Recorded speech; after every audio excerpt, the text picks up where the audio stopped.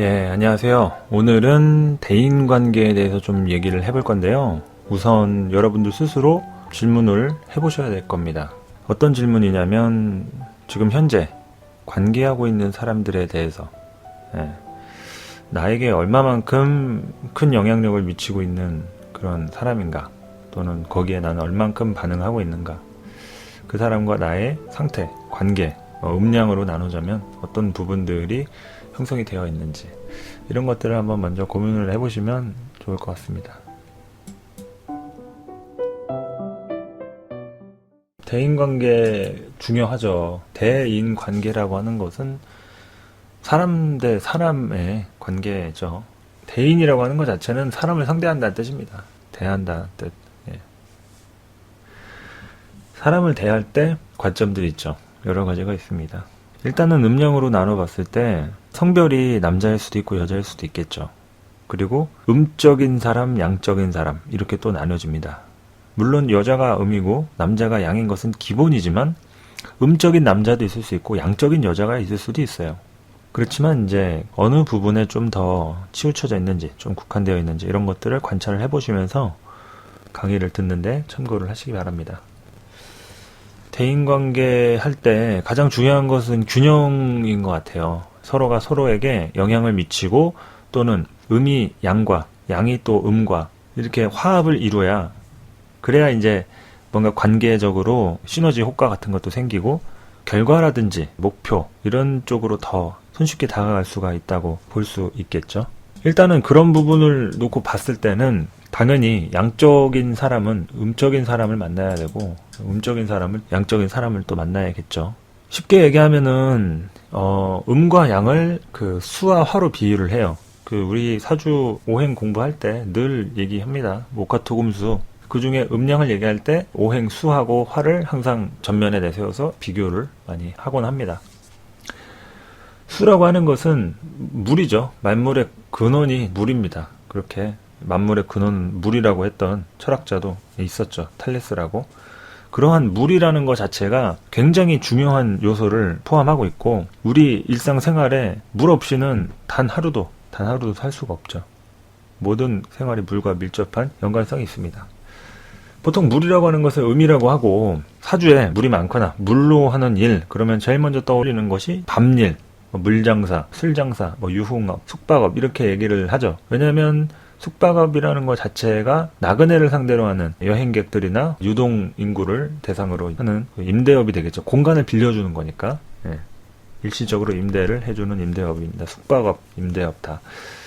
근데 그런 부분이 이제 수하고 연관이 되어 있으니까 공간을 이렇게 점유하는 속성을 가지고 있어요. 수라는 것은 물인데 굉장히 무겁고 공간감이 이렇게 낮죠. 높은 게 아니고 낮습니다. 높은 데서 아래로 향하려고 떨어지는 것이 이제 물이죠. 그리고 항상 낮은 곳으로, 점점 더 깊숙한 곳으로 파고들려고 하는 성향이 이제 물이죠. 여자의 비유를 하자면 여자의 경우에 그런 음적인 성향을 내재할 수가 있습니다. 여자가 음이라는 것 자체가 기본적으로 안에서 밖으로 나가는 것이 아니라 밖에 있는 것이 안으로 들어오는 거예요. 밖에 있는 것이 안으로 들어오니까 결국에는 깊숙한 곳까지 침투될 수 있다는 얘기죠. 그 말은 여자의 역할이 그만큼 겉으로 드러나는 표면적인 부분이 아니라 깊숙한 곳까지 침투가 가능하다는 거예요. 여자라는 것이 음적이라고 하는 가정에 한해서. 분명히 양적인 여자도 있으니까 깊숙한 곳까지 침투가 안 될 수도 있겠죠. 하지만 음이라는 것이 그만큼 아주 깊숙한 속 안에 있는 내용물을 의미하는 거죠. 수라는 것은 이 괴상으로 봤을 때 감괴라고 해가지고 안이 차있고 겉은 비어있어요. 그러니까 겉은 부드럽고 안은 양기로 가득한 그런 상태를 나타내죠. 반면에 화라는 것은 리괴라 해서 서로 분리된다, 이런 뜻이에요. 떠나다, 분리된다, 흩어진다. 그게 감수, 리화, 이렇게 얘기를 하는데 이미 그 자체가 서로 상대적인 개념을 갖고 있어요.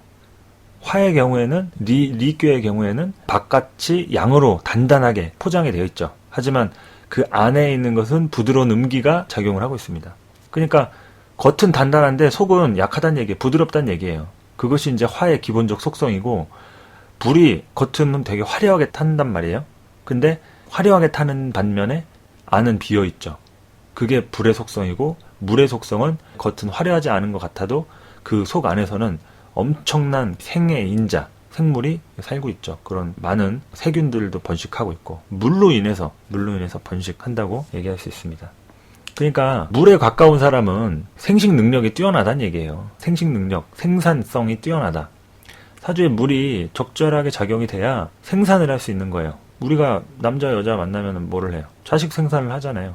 그 자식 생산의 가장 근본적인 성향이 물이라는 거죠. 이 물이 아주 고갈돼 있다.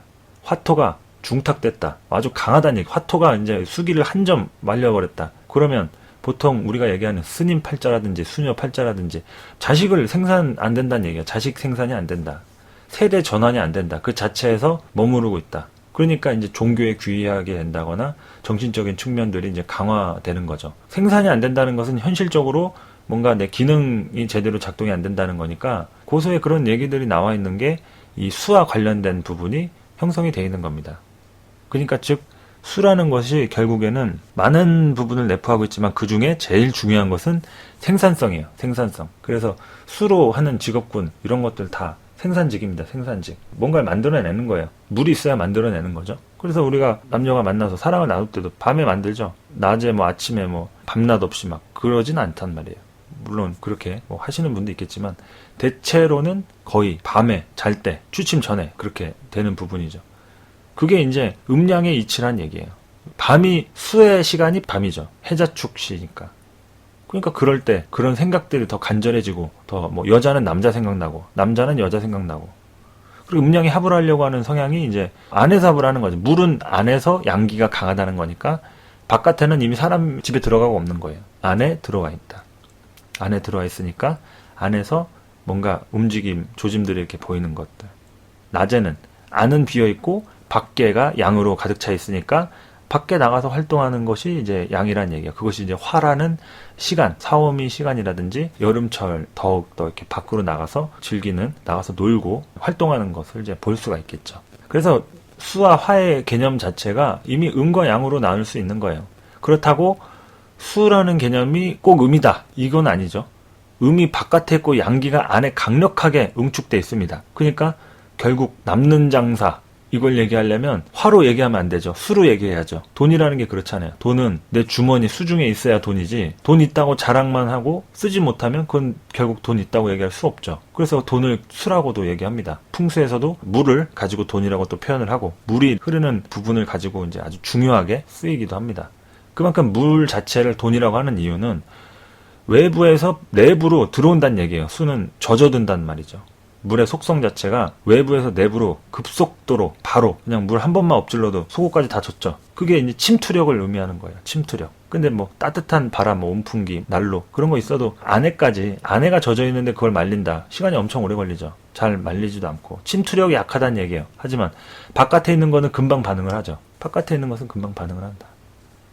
그러니까 이제 화라는 것은 겉 표면적인 것을 다루는데 아주 익숙한 거죠. 자연스러운 거죠. 안에 속에 있는 부분을 건드리려면은 당연히 수를 써야죠. 물을 필요로 합니다. 그래서 물만 잘 마셔도 건강하다는 얘기. 물을 잘못 마셨을 때. 그 물갈이라고 하죠. 물갈이. 지역이 달라지면 지역의 물이 다르단 말이에요. 어느 지역은 칼슘이 많고 어느 지역은 뭐 이런 것들. 물에 대한 성분 자체가 그 다른 것들을 가지고 몸에서 반응하는 그런 반응에서 또 나라가 예를 들어서 달라진다. 예를 들어서 여행을 갔다. 제일 먼저 겪는 고통이 이제 물이죠. 물갈이가 되니까 몸에서 반응이 안 되는 거죠. 그 내가 평소에 먹던 성분의 물이 아니니까 그거에 적응을 하기 위한 몸에서 이제 몸부림을 치는 거죠. 예민할수록 변화가 많이 일어납니다. 실질적으로 그런 경험을 하신 분들이면 많이 공감을 하실 거예요. 물이라는 게 결국 그런 속성이라고 하면은 사람도 마찬가지로 음적인 속성일수록 사람의 어느 부분을 보려고 하겠어요. 깊숙한 곳을 침투하려고 하는 거예요. 그러니까 겉으로 드러난 예를 들어서 뭐 뉴스라든지 언론에서 다뤄지는 전면적인 부분, 표면적인 부분이 아니라 그 속의 이면이라든지 누군가 말을 하고 있다면 그 말 뒤에 숨어진 비밀스러운 뭐 비리라든지 비화 뭐 이런 것들 이런 거를 이제 캐내는데 아주 일가견이 있겠죠. 또 그런 것에 반응을 또 하기도 하고. 요즘에는 이제 그런 드러나는 시대잖아요. 화해 시대잖아요.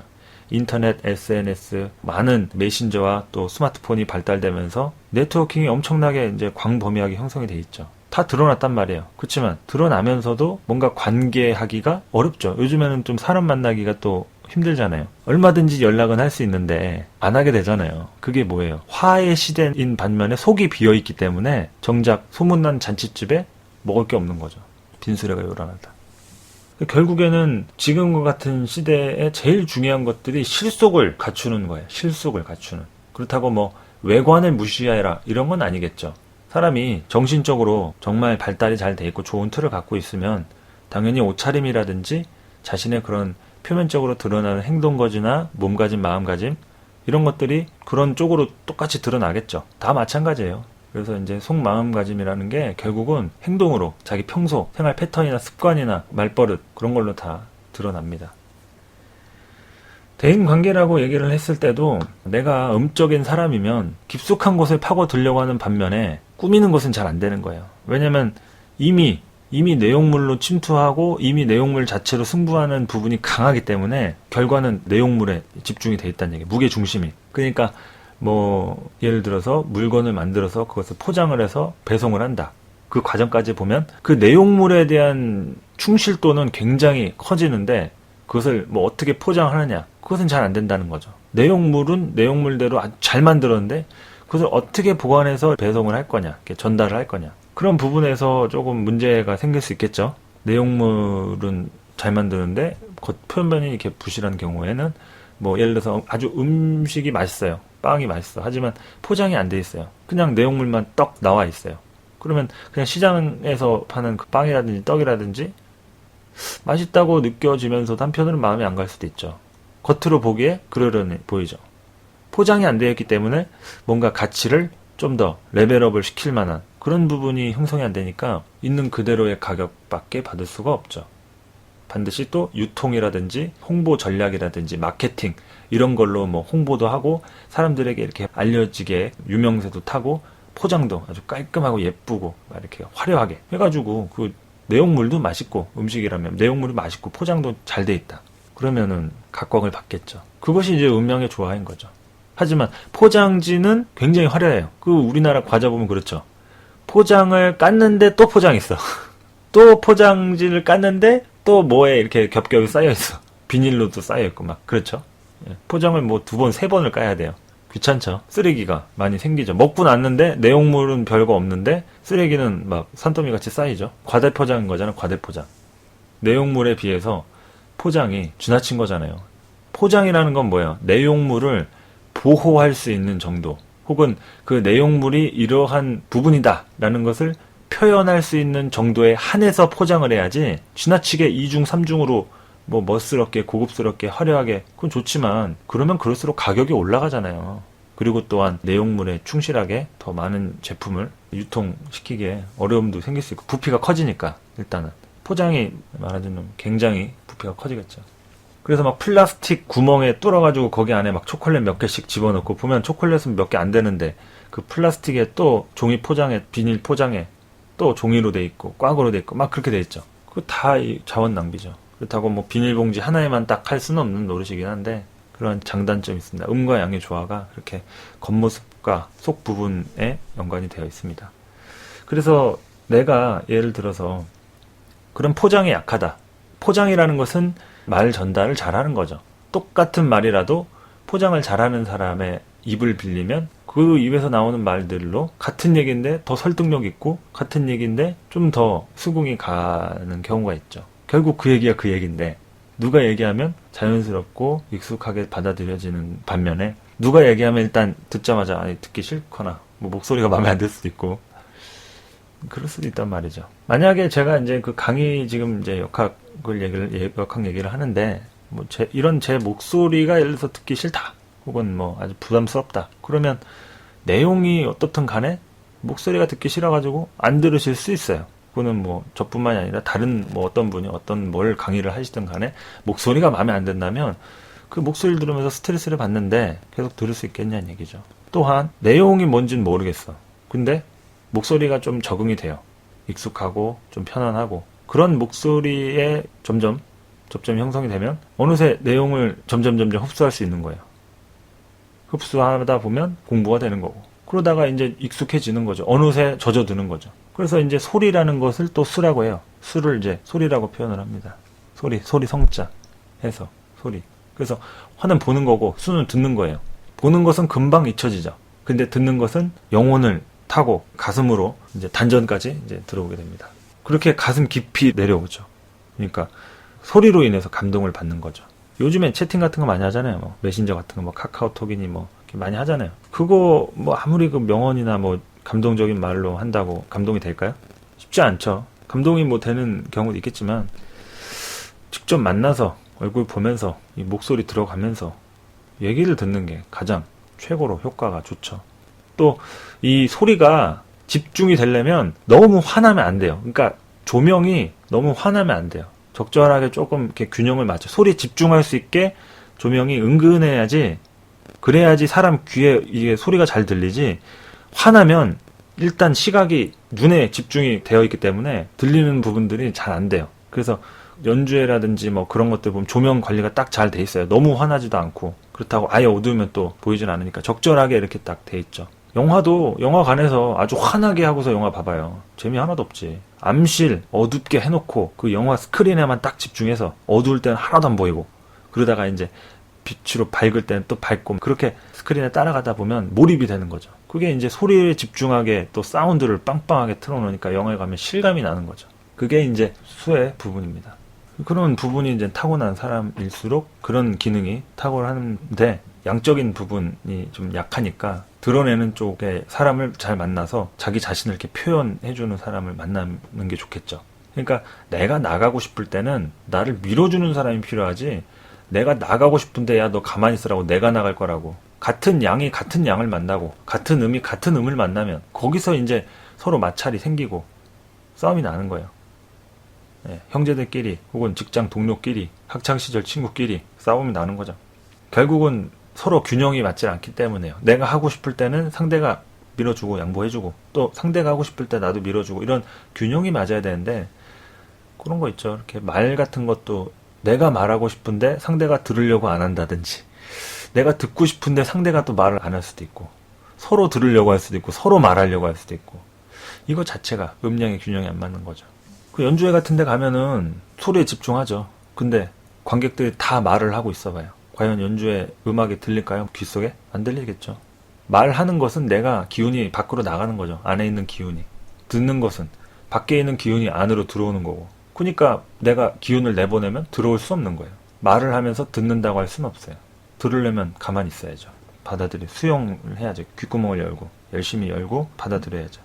또 한 귀로 듣고 또 한 귀로 홀리면 안 되겠죠. 듣고서 이렇게 안으로, 아래로, 안과 아래, 그것이 수의 공간이에요. 점점 더 깊숙한 곳으로, 안으로, 그리고 또 점점 더 아래로. 그래서 수라는 것 자체가 깊고 어둡고 빛이 안 들어오고 차단된 암실과도 같은 비밀스럽고 은밀하고, 그게 이제 수의 공간이죠. 부정적이면 그것이 이제 아주 답답한 거죠. 폐쇄적이고 구속된 부분.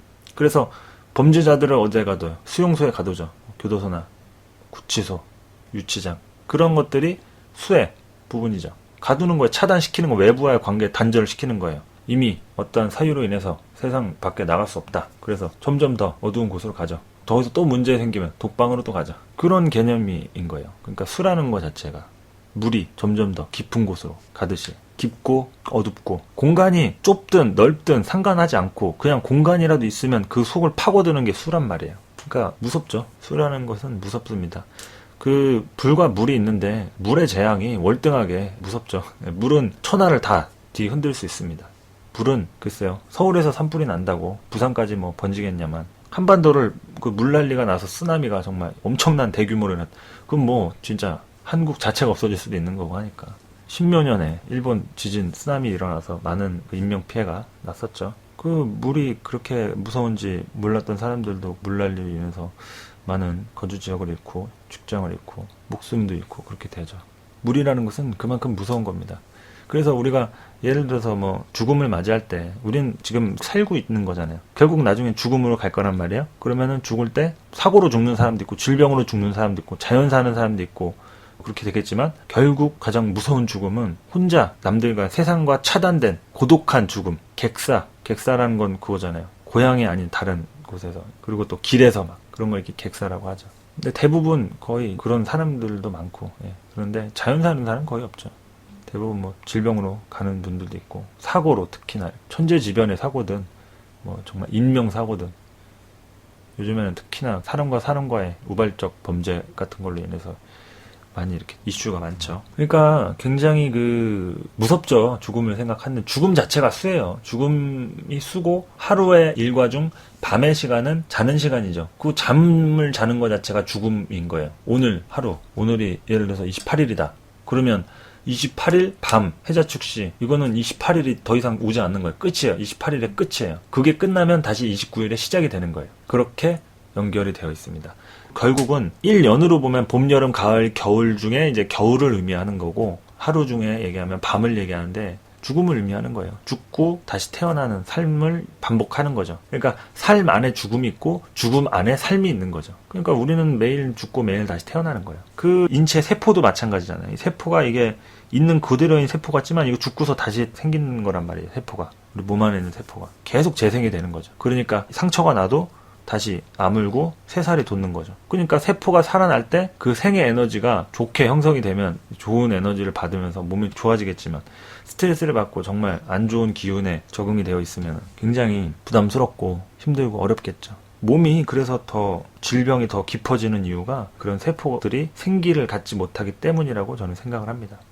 생기를 갖는 게 삶으로 가는 길이고, 살기로 가는 게 죽음으로 가는 길이에요. 생은 그 자체가 목인 거고, 살기는 그 자체가 금인 거죠. 그러니까 목기가 있어야 활동을 하는 삶으로 가는 거죠. 사는 것 자체가 이제 화잖아요. 살아있다 느끼는 거. 생에서 활동하는 모습이 그 목생화잖아요. 정리해서 죽음, 살기로 강력하게 정리를 해서 보관을 하고 어둠으로 가는 것이, 그것이 금생수고, 살기가 금이고 사기가 수죠. 정리를 안 하면 죽을 수가 없어요. 그리고 죽기 전에 우리가 제일 먼저 하는 것들이 정리잖아요. 만약에 내일 다 모든 게 종말이 돼서 죽어요. 다 끝이야. 내일이 사기야. 뭐 하겠어요?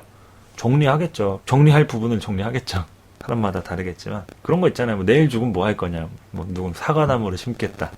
뭐 누구는 뭐 은행을 털겠다. 관 속에 묻혀서 죽음을 맞이하겠다. 뭐 이런 사람 많죠. 그런 거죠. 다 그렇게 생각을 하게 됩니다. 결국 수하고의 화가 삶이라는 것과 죽음이라고 하는 것에 대한 하나의 그 교차점에 낮과 밤처럼 움직이고 있습니다. 낮과 밤. 그것이 곧 음양이죠. 낮과 밤. 그것이 이제 음양이고, 지지로는 자와 오의 축으로 돼 있어서 그 자오가 충이 된다. 이거 자체는 하나의 중심축이란 얘기예요. 그래서 하루의 시간도 자정과 정오로 나눠져 있죠. 자정과 정오. 12시를 기점으로.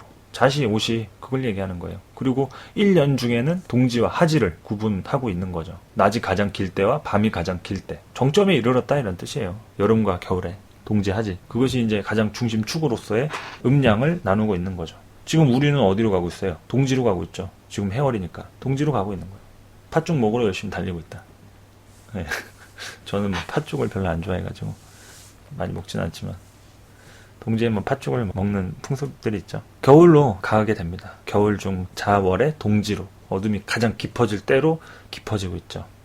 우리의 마음들이 점점 쉬러 가고 있는 거예요. 다 부질없는, 을미년 이제 끝났다 이거예요. 을미년 다 부질없다. 그러니까 마음들이 싱숭생숭해지는 거죠. 그것이 이제 새로운 병신년의 시작을 여는 교차점이 있기 때문에 지금부터 준비해야 병신년의 시작이 좀 더 순조롭게 이어질 수 있는 거고, 그냥 뭐 나몰라라 했다가 병신년 알아서 오겠지, 오고 나서 갑자기 바빠지고 사건이 터지면 이런 일이 생길 조짐이었나 하고 후회해봤자 이미 늦죠.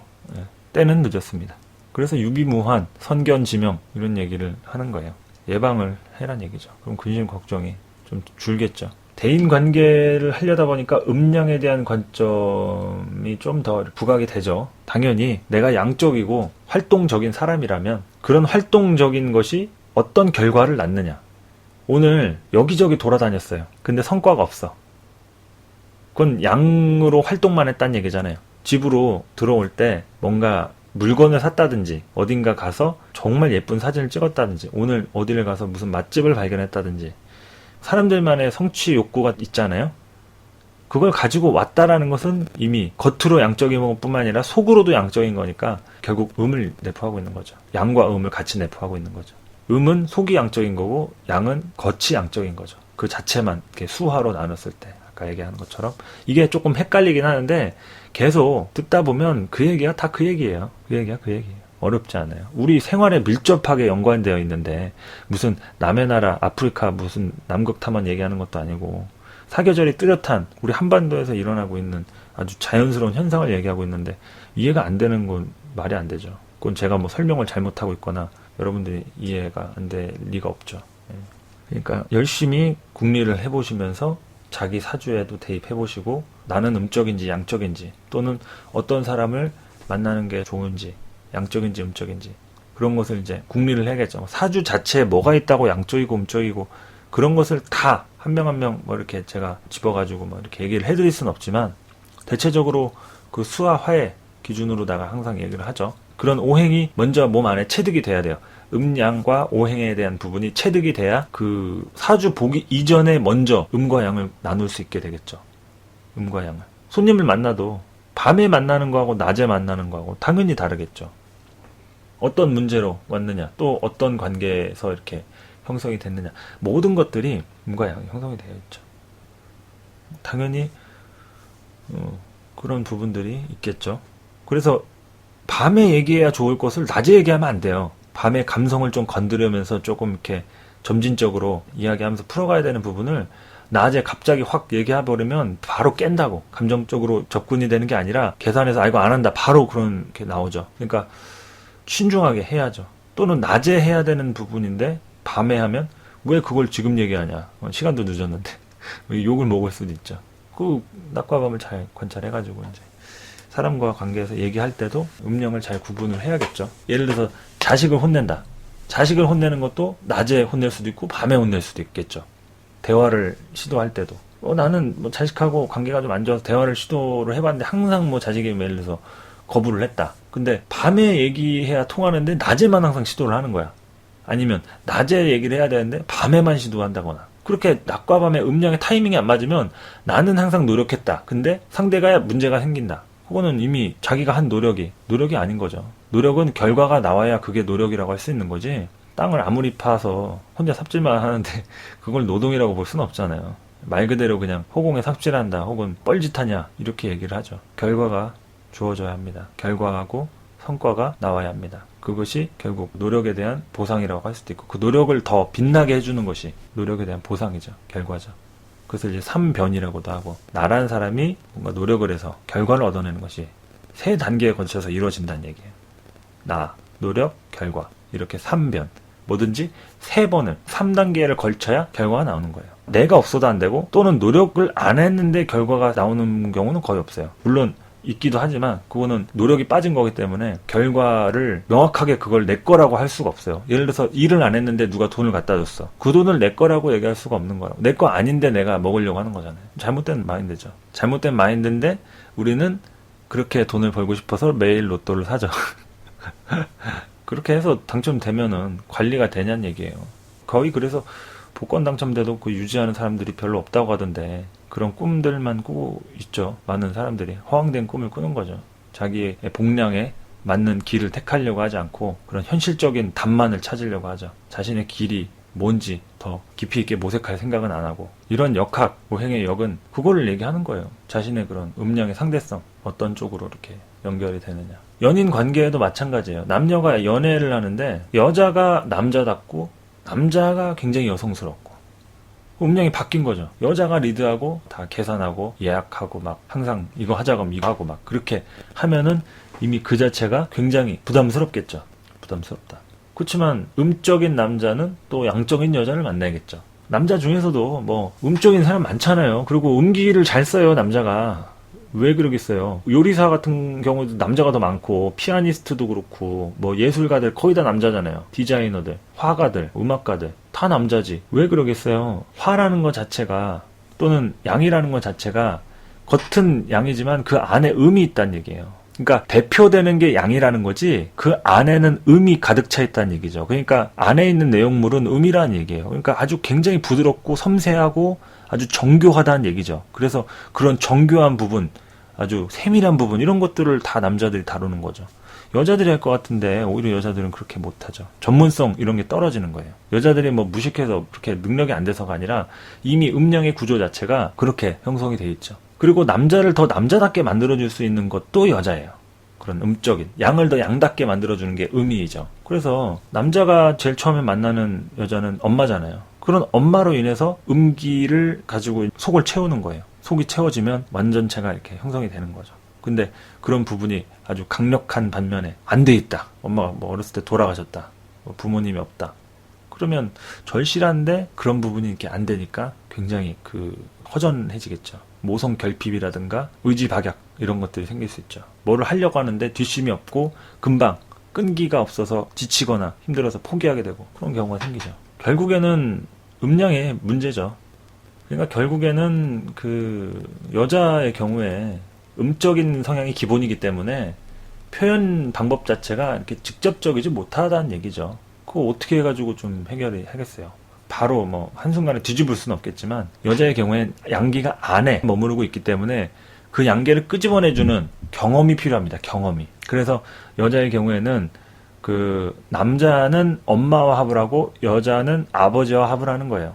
그 자체가 합이라는 것이 이제 서로가 궁합이 맞는다. 그래서 아버지가 이제 딸을 데리고 나가서 이것저것 경험을 시켜주는 거죠. 유원지에 가서 뭐 놀아주기도 하고 공장 견학 같은 데 가서 과자가 어떻게 만들어지고 몸에 나쁜 담배는 어떻고 막 이렇게 저렇게 막 얘기해주면서 세상에 대해서 가르쳐주는 거죠. 그럼 거기에 눈을 뜨면서 나중에 커서 또 결혼할 남자를 만날 때 그 아버지로부터 받은 경험을 비춰서 지금 이 남자가 뭐 돈이 있는 상태구나 없는 상태구나. 그래서 많은 계산들을 하게 되죠. 내가 어떻게 해야겠다. 배팅을 하면 없는 상태에서도 가자 하고 올인할 수도 있는 거고 안 하면 능력이 없고 별볼했으니까 안 만날 수도 있고 그런 거죠. 어쨌든 아버지로부터 경험이 쌓이는 부분이 되죠.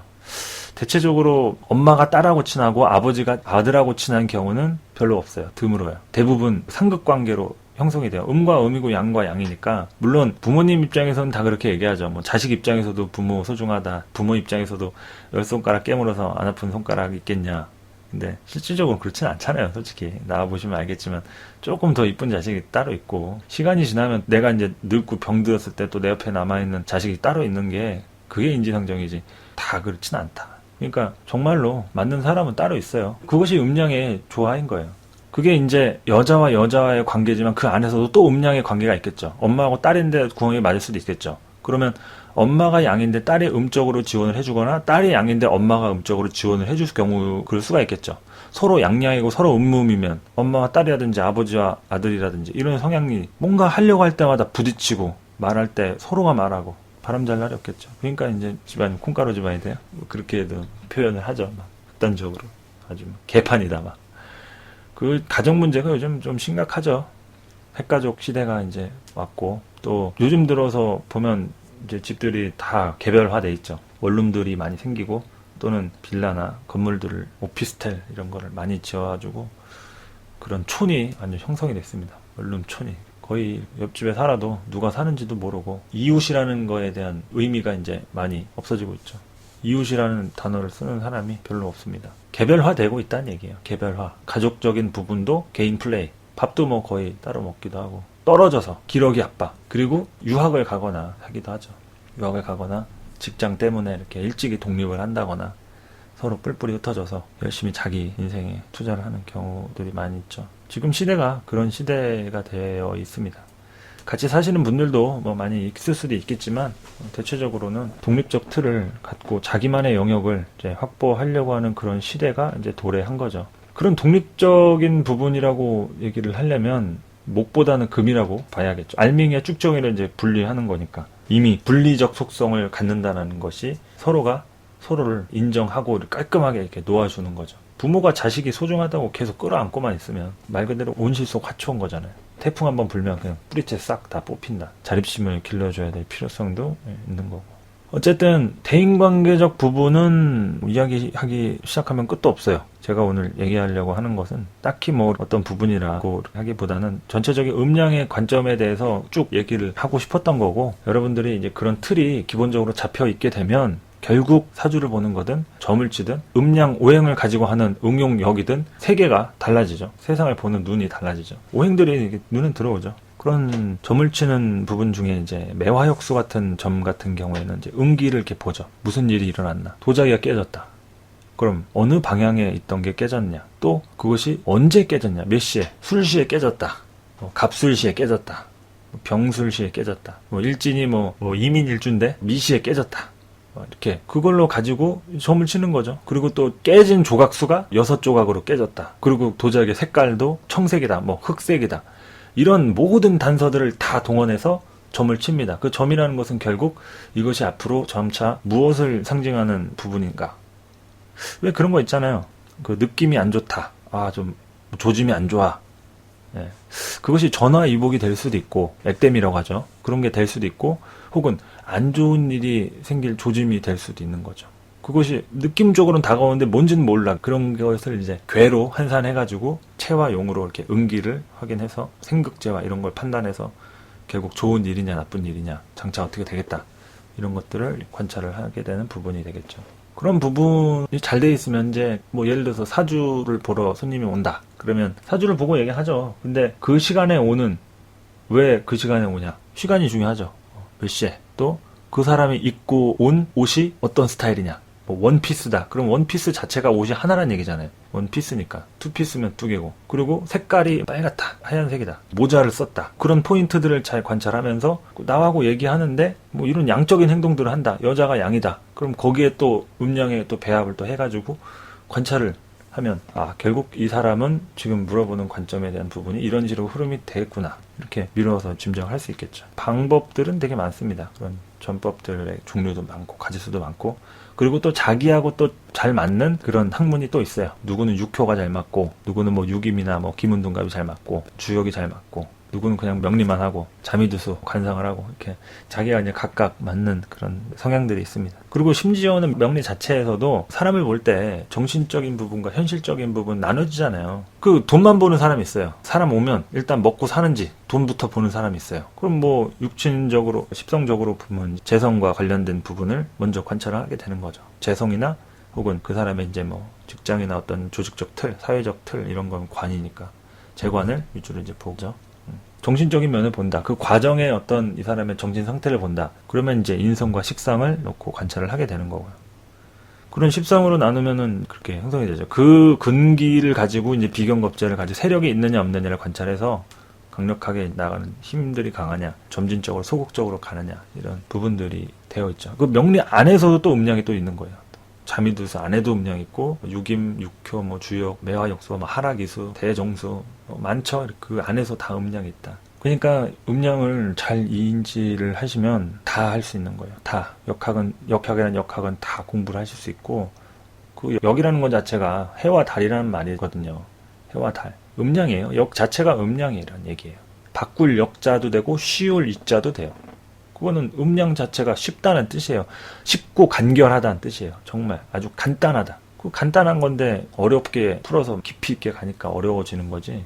간단하게 배우면 쉬운 거죠. 그렇게 시작을 하는 겁니다. 뭐든지 기초가 어려우면 누구도 배울 수 없어요. 배우려고 하지도 않고. 기초는 쉬워야 돼요. 쉽고 재밌고 하면 할수록 흥미가 생기고 뭔가 더 희망이 보이고 좀 더 할 수 있을 것 같고 그런 자신감을 갖게 만들어야 그래야 공부가 되는 거지. 하면 할수록 더 어렵고 짜증나고 막히고 답답하고 도대체 이걸 왜 하는지 모르겠고 멘탈이 나가고 그럼 왜 하겠어요. 오히려 더 스트레스만 받지. 그렇게 명리 공부를 하셨다고 하면 그 방식이 잘못된 거라고.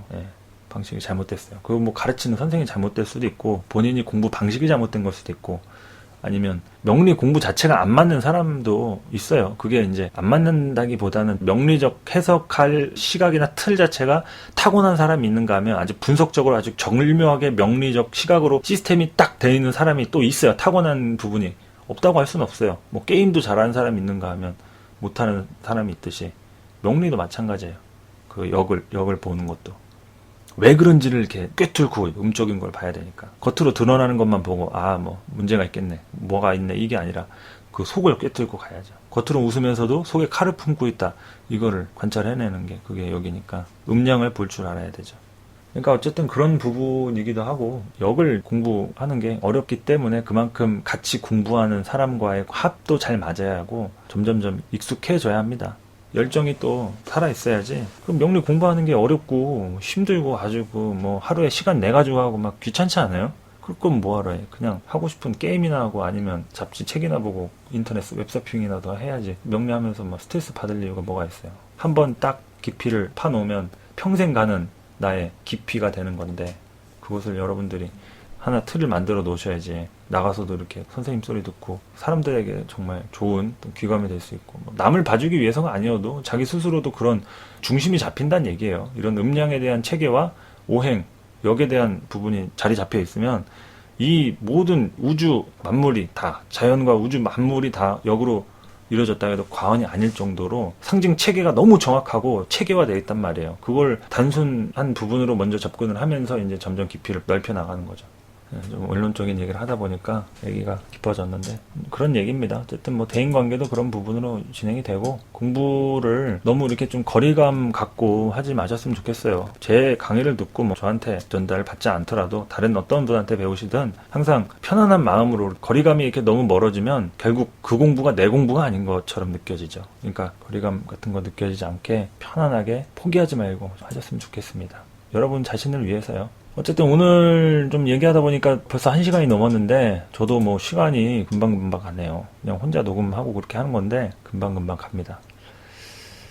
그래서 음량에 대한 틀을 오늘도 인지를 많이 하시고, 그리고 가장 중요한 거는 남한테 물어보지 마세요. 남을 믿지도 말고 그냥 혼자 궁리하고 혼자 사색하세요. 그래도 안 될 때 주변 사람들의 뭐 자문을 구하는 거지, 혼자 자기 스스로 자신에 대해서 알지도 못하고 질문도 안 해보면서 자기가 자신과의 대화도 안 하면서 늘 남에게만 의지하려는 사람도 있어요.